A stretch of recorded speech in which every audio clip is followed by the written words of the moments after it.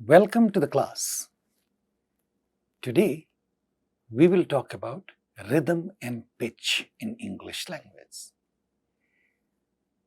Rhythm और pitch के बारे में जानना इंपॉर्टेंट है. रिदम किसको कहते हैं? पिच का क्या मतलब होता है? जब हम बोलते हैं तो हमारे बोलने में, चाहे हम कोई भी भाषा बोलें, रिदम और पिच का एक खास इंपॉर्टेंस है. रिदम बहुत ही इंपॉर्टेंट चीज है.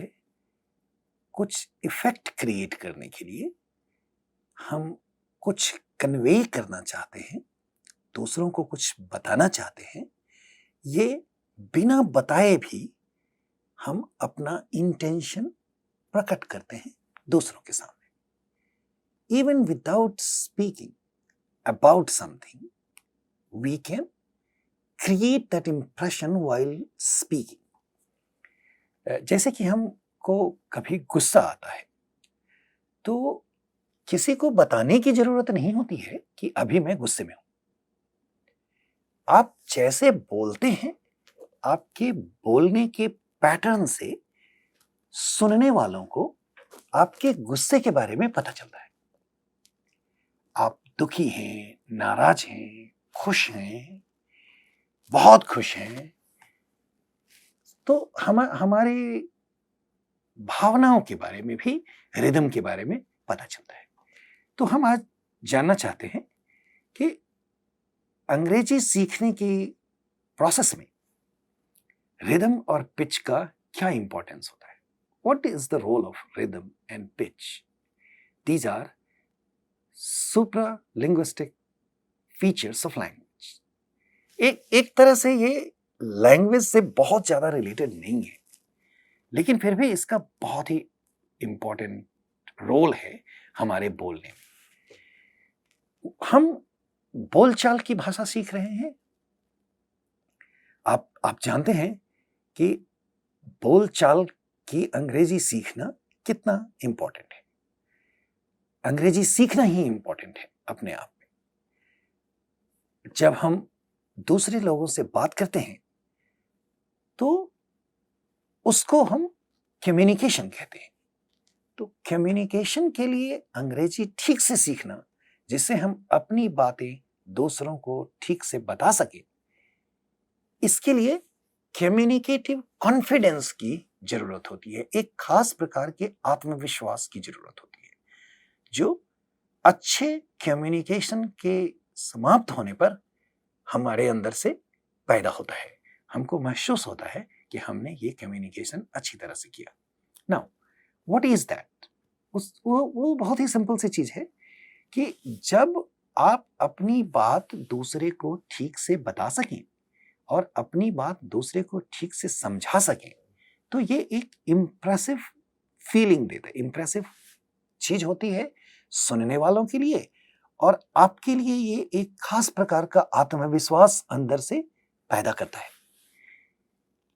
इस आत्मविश्वास को गेन करने के लिए, to gain this communicative confidence, जिस चीज की जरूरत होती है उसको कहते हैं एक्यूरेसी. हम धारा प्रवाह बोलना चाहते हैं. We want to speak fluently, but that fluency is important only when we can speak accurately. तो हम ठीक ठीक बोल सकें, ग्रामेटिकल सेंटेंसेस बोल सकें, ये बहुत ही जरूरी चीज होती है कम्युनिकेटिव कॉम्पिटेंस के लिए और कम्युनिकेटिव कॉन्फिडेंस के लिए. ये आता है जब हम इस बात पर ध्यान देते हैं कि हमारे दिमाग में भाषा कैसे कंप्यूट होता है, कैसे प्रोसेस होता है. उस तरह के रोल्स पर जब हम ध्यान देते हैं तो हमारे अंदर में कम्युनिकेटिव कॉम्पिटेंस और कम्युनिकेटिव कॉन्फिडेंस अपने आप आता है. इसके साथ साथ हमारे लिए जरूरत होती है प्रैग्मेटिक कॉम्पिटेंस की, जिसको हम कहते हैं भाषा के उपयोग के रूल्स ऑफ लैंग्वेज यूज. तो rules of language structure and rules of language use both are part of our mental computation. We As a child, we learn these things automatically, but by paying attention to these things, we can learn them very well. So, what we are going to look at is how a quick look at communicative competence, communicative confidence, along with rhythm and pitch, is going to make us a better speaker, a better learner, and it can improve our English. ये किस तरह से हमारी भाषा को और अच्छा बना सकती है, ये हम देखना चाहते हैं, ये हम जानना चाहते हैं. इसके लिए रिदम और पिच के बारे में थोड़ी सी बात करना जरूरी है. तो रिदम का मतलब क्या होता है?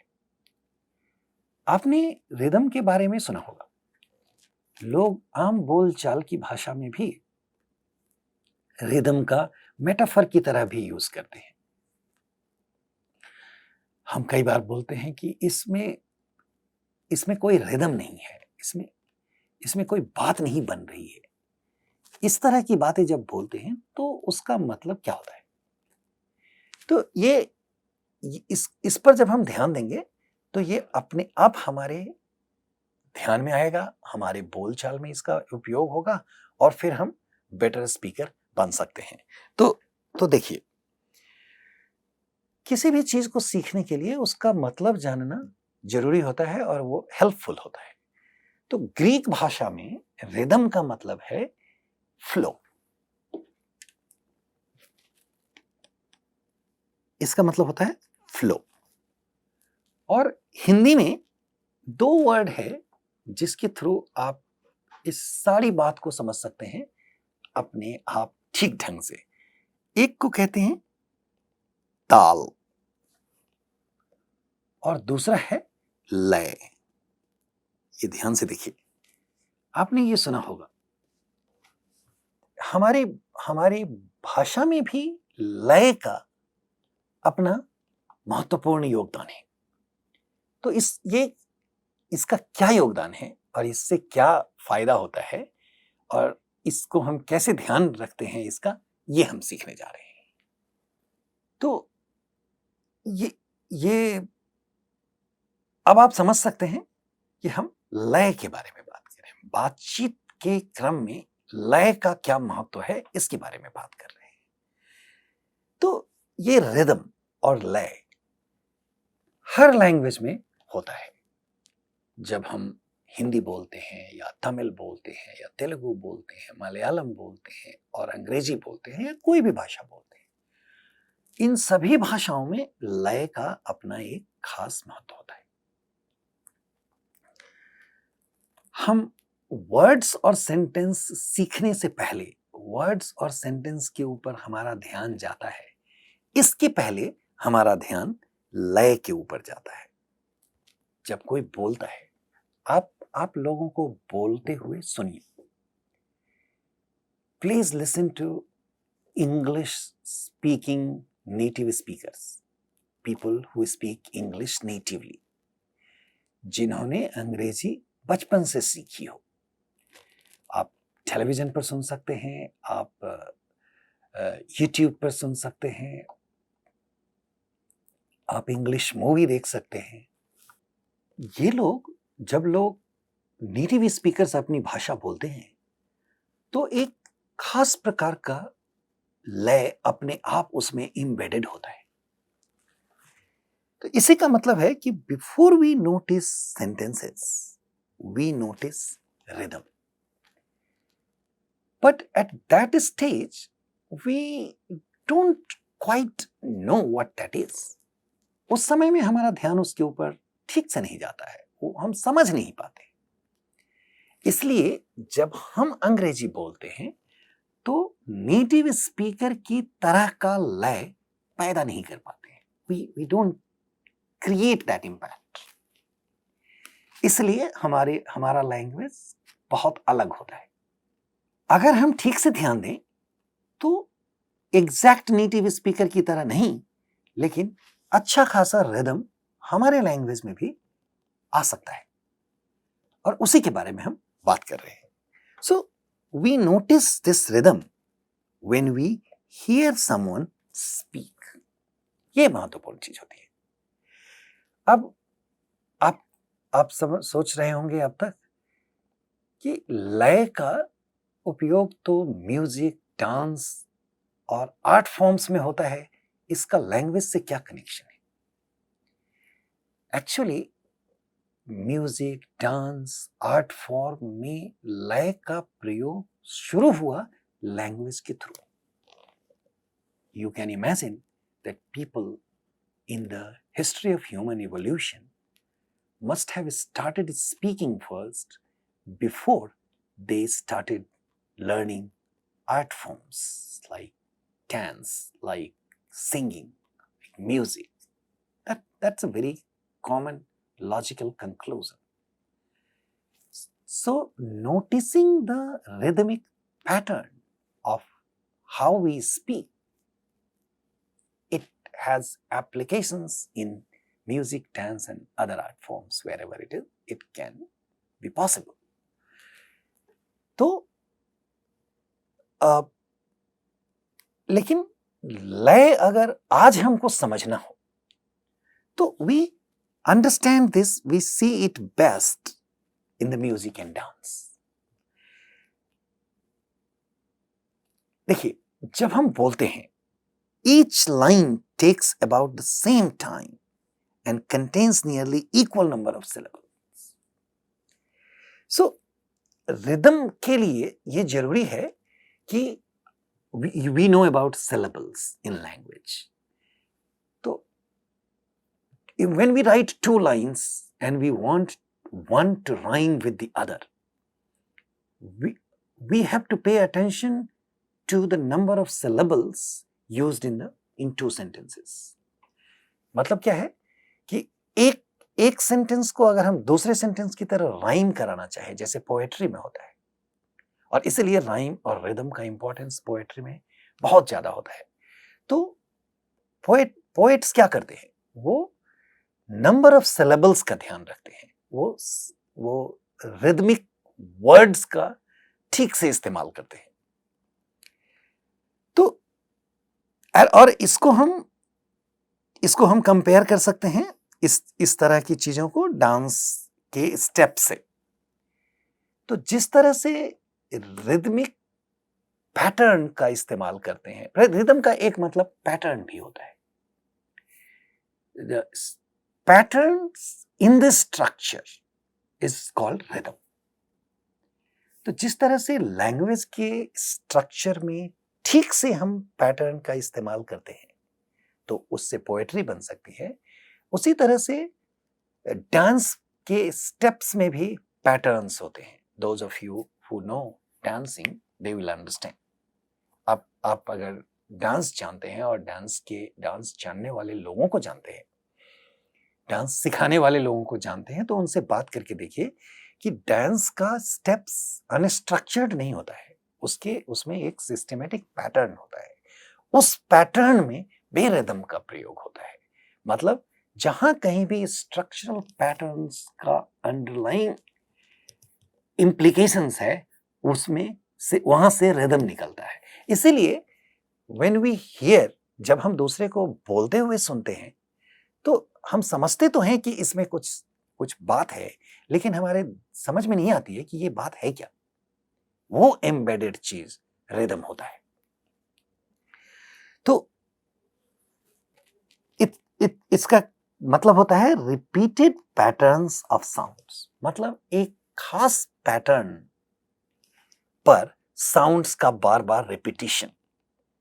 सो एंड ये कैसे कर सकते हैं, जब हम syllables which is unit of speech, syllables को ठीक से ऑर्गेनाइज करते हैं, counting the number of syllables. एक सेंटेंस में उतने ही सिलेबल हुए जितना दूसरे सेंटेंस में होंगे, तो उससे राइम पैदा होता है और वहां से रिदम निकलता है। अब ये पोएट्री में इसको हम देखते हैं। इसका मतलब ये है कि इन्हें एक बार रुककर, हम जब बोलते हैं तो उसमें बार बार बीच में पॉजेज आते हैं, जब हमको रुकना पड़ता है बोलने के क्रम में। तो इन्हें सर्टेन पॉज ग्रुप एक बार में we can only speak a certain number of syllables. तो एक बिना रोके हुए हम एक साथ only certain number of syllables बोल सकते हैं। तो उस तरह से कि कहां पर पॉज देना है और एक बार बिना रुके हुए कितना सिलेबल बोला जा सकता है, इससे भी रिदम क्रिएट करते हैं राइटर्स। सो ये रिदम का अंडरलाइंग पैटर्न है। मैंने आपको कई बातें बताई रिदम के बारे में, लेकिन सबसे महत्वपूर्ण बात यह है रिदम के बारे में कि ये एक अंडरलाइंग पैटर्न ऑफ स्ट्रक्चर है। लैंग्वेज में साउंड्स को और सिलेबल्स को ठीक से ऑर्गेनाइज करके रिदम क्रिएट होता है। डिस्कोर्स में ठीक से सेंटेंसेस को ऑर्गेनाइज करके डिस्कोर्स, ये रिदम क्रिएट होता है।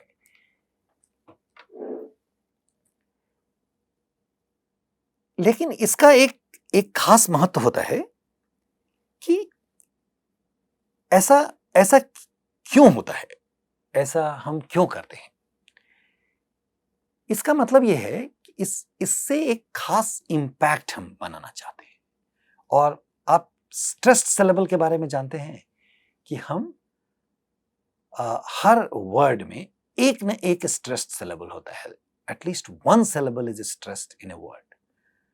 Similarly, when we use the role of a stress in a set sentence, we want to create a particular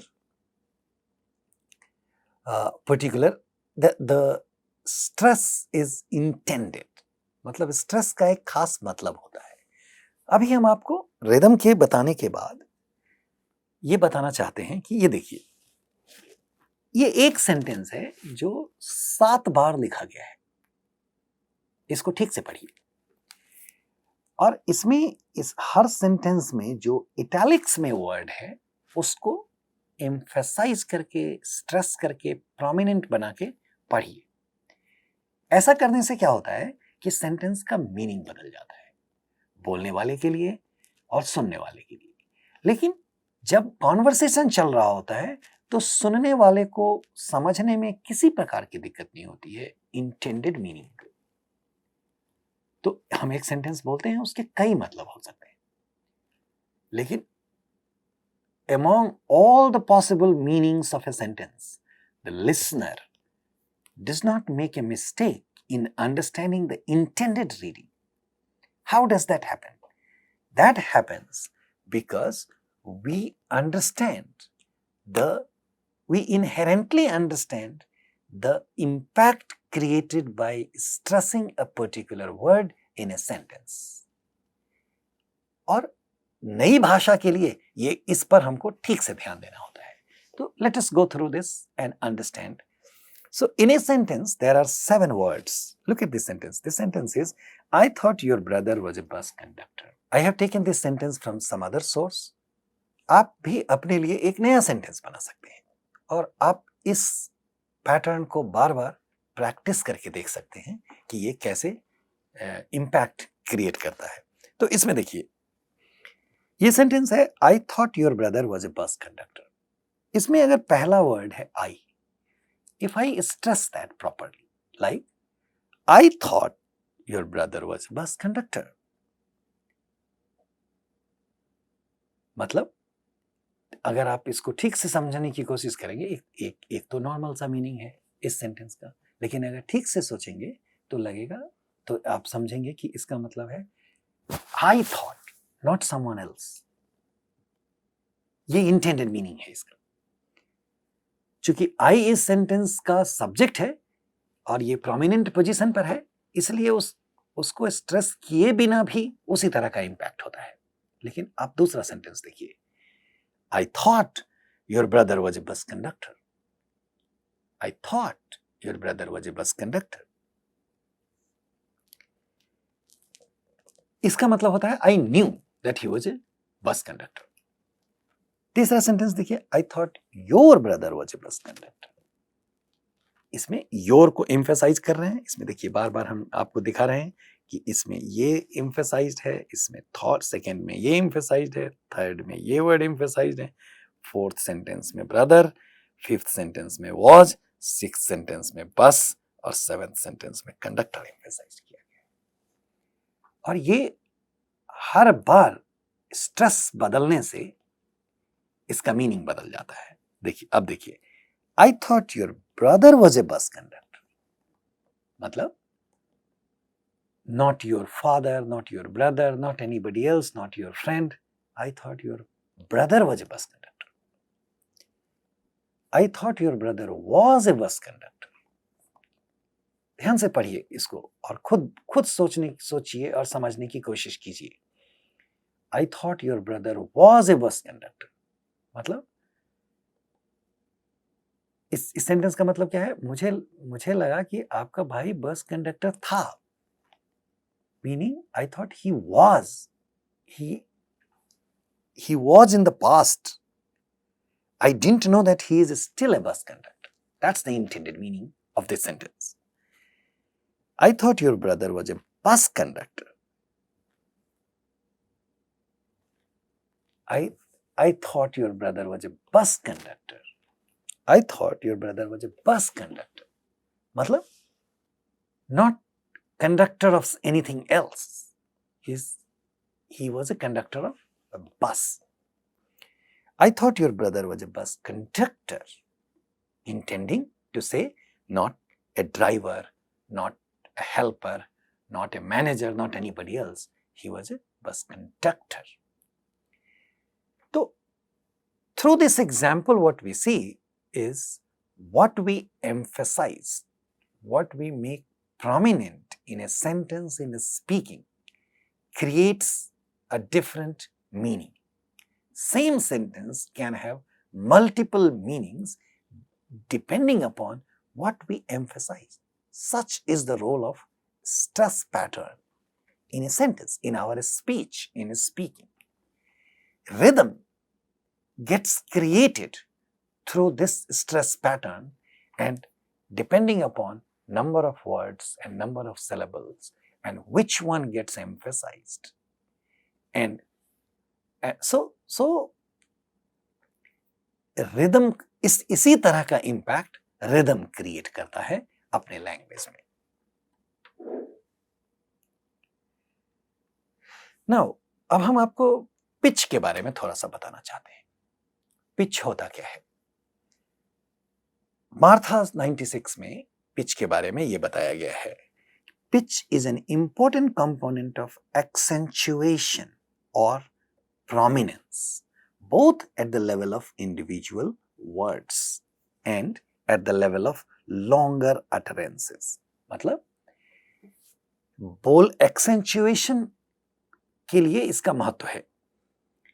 ये प्रोमिनेंस क्रिएट करता है इंडिविजुअल वर्ड्स के लेवल पर या फिर फ्रेज के लेवल पर या सेंटेंस के लेवल पर। पिच वॉइस का एक पार्ट होता है। वॉइस का मतलब क्या है कि it's determined by the frequency with which the vocal cord vibrates. आप वोकल कॉर्ड के बारे में जानते हैं। हम जब बोलते हैं, बोलते कैसे हैं इसके बारे में आप जानते हैं। तो in our vocal tract we have something called vocal cord. एक इंस्ट्रूमेंट टाइप की चीज होती है जो बोलने में कई बार वाइब्रेट करती है। उस वाइब्रेशन की फ्रीक्वेंसी से पिच क्रिएट होता है। तो पिच जब वाइब्रेट करता है तो कभी वो तेजी से वाइब्रेट कर सकता है, कभी धीरे से वाइब्रेट कर सकता है। तो इस पिच को दो तरह से हम देख सकते हैं, हाई पिच और लो पिच। तो इसको हम ये दो ही तरह का हो सकता है, हाई और लो। और ये एक खास प्रकार की चीज होती है जो ऑर्डरिंग ऑफ साउंड्स में और इस फ्रीक्वेंसी रिलेटेड स्केल पर उसको हाई और लो में अरेंज करने में काम आता है। ये सुनकर आपको अजीब लगता होगा, लेकिन हम हमेशा ऐसा करते हैं बोलते समय में। मैं अभी आपको दिखाता हूं इसके बारे में। तो अब आप सोचिए ठीक से इसके बारे में कि जब ये हम अपने पिच को तेज करते हैं या लो होता है हमारा पिच, तो ये हाई और लो डिफरेंट तरह के इमोशंस को कन्वे कर सकता है। जैसे जब हम किसी को थैंक यू बोलते हैं, तो हमने अगर सिर्फ कहा थैंक यू, तो इसका मतलब होता है कि हम ये लो पिच में था, मतलब हमने किसी प्रकार का हमने थैंक यू बोलने का काम तो कर दिया, लेकिन हमने ठीक से हमने ठीक से नहीं कहा, मतलब एक इनडिफरेंस के साथ हमने थैंक यू बोला। लेकिन इसी को अगर आप ठीक से बोले थैंक यू, तो अगर वो थोड़ा सा भी हाई है, तो इसका मतलब उसमें हमारी सिंसियरिटी दिखती है। तो ये इनडिफरेंस और सिंसियरिटी कैसे दिखा? हाई था तो सिंसियरिटी दिखा, लो था तो इनडिफरेंस दिखा। इस तरह के बहुत सारे इमोशंस इससे क्रिएट हो सकते हैं। जैसे कई बार हमारा लो पिच हमारे emotions, different types of emotions को बताता है, जैसे sadness, shock, dullness, guilt and many more. I am just giving you few names. इस तरह की चीजों के बारे को लो पिच दिखा सकता है। और हाई पिच जब हम एक्साइटेड होते हैं, बहुत खुश होते हैं और अच्छा फील कर रहे होते हैं, उस समय में ऑटोमेटिकली हमारा पिच हाई हो जाता है। तो ये इस तरह के इमोशंस को जब पिच दिखाता है, तो हम ये भी कर सकते हैं कि a proper use of pitch and its application in creating a specific rhythm, इसका यूज करके हम डिफरेंट इम्पैक्ट क्रिएट कर सकते हैं। And if you want to become a good speaker, you have to learn, you have to practice how to do that. We don't need to become a motivational speaker or a person who professionally delivers speeches. In a normal conversation also, by paying attention to our pitch, our rhythm, we can create a lot of impressions. And you may have noticed that there are some people, when they speak, we just want to hear them. There are some people, when they speak, we don't want to hear them. We feel like, stop it. What could create this? Not necessarily the content of what they are speaking. What creates this impression, what creates this feeling, is the applications of rhythm and pitch in their language, in their speech. So that's possible for us to do. अब हम आपको एक दो बात ये बताना चाहते हैं कि कुछ लोगों ने पिच के बारे में और रिदम के बारे में क्या कहा है। आप इस स्लाइड को पढ़िए ठीक से। This is a short statement by Virginia Woolf. आपने वर्जीनिया वुल्फ का नाम सुना होगा, ये वेरी फेमस इंग्लिश पोएट है। When she wrote a letter to White Stockwell West, she wrote this sentence in her letter about rhythm. And this will tell you how poets think about rhythm. आप इसको pause करके ठीक से पढ़िए। She writes, style is very simple matter. It's all rhythm. Once you get that, you can't use wrong words. She's talking about her writing. To her friend, she's writing, style is a very simple matter. It's all rhythm. Once you get that, you can't use wrong words. अब इसको अगर ठीक से समझेंगे तो वो क्या कह रही है कि अगर आप रिदम को ठीक से समझ जाएंगे तो आप गलत वर्ड्स का इस्तेमाल नहीं कर सकते। Though she is talking about poetry, but try to understand. Once we understand the rhythm, we can't use wrong words. But so इसको आप धीरे से पढ़ करके समझिए। मैं एक बार में आपके लिए इसको पढ़ता हूं। Style is a very simple matter. It's all rhythm. Once you get that, you can't use wrong words. But on the other hand, Here am I, sitting after half the morning, cramped with ideas and visions and so on, and can't dislodge them for lack of the right rhythm. Now, this is very profound. What rhythm is, and goes far deeper than any words. A sight, an emotion, creates this wave in mind long before it makes words to fit it. And in writing, one has to capture this and set this working, which has nothing apparently to do with words, and then as it breaks and trembles in mind, it makes words to fit it. इसको अगर आप बार बार पढ़ेंगे और ठीक से समझने की कोशिश करेंगे तो आपको समझ में आएगा कि रिदम एक एब्स्ट्रैक्ट फीचर है और इसके बारे में पोएट अपनी भाषा में समझा रही है कि रिदम होता क्या है, कैसे इसका वर्ड्स के साथ कनेक्शन है, कैसे इसका कनेक्शन नहीं है, ये कितना एब्स्ट्रैक्ट फीचर है लैंग्वेज का, ये बता रही है इस छोटे से एग्जर्प्ट में। हमने इसीलिए आपको दिया है कि आप इसको ध्यान से पढ़िए। इसी तरह से डेविड क्रिस्टल एक दूसरे इंग्लिश स्कॉलर हैं, इन्होंने अपनी एक किताब हाउ लैंग्वेज वर्क्स में पिच के बारे में और रिदम के बारे में बात की है। ठीक उसी तरह से जब आप इसको भी रुक करके ठीक से पढ़ेंगे तो रिदम और पिच के बारे में और अच्छी तरह से आपको समझ में आएगा। और जितनी चीजें हमने आपको पहले बताई है, इन ए वे these two paragraphs summarizes them.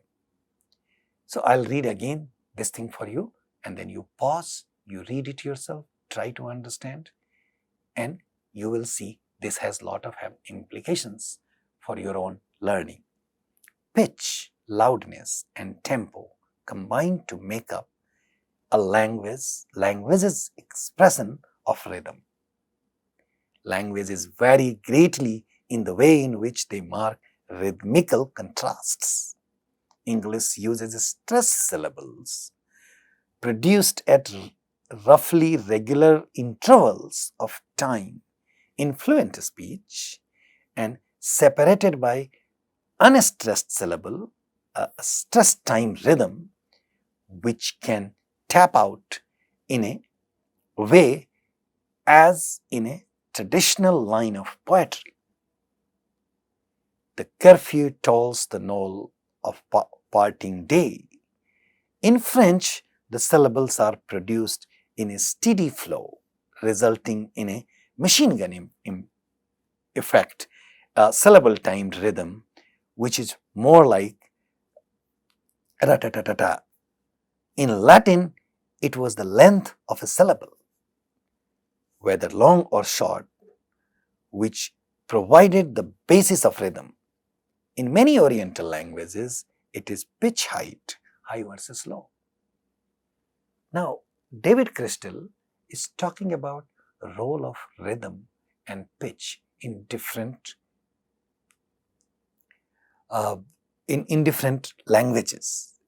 He talks about French, he talks about English, and so on.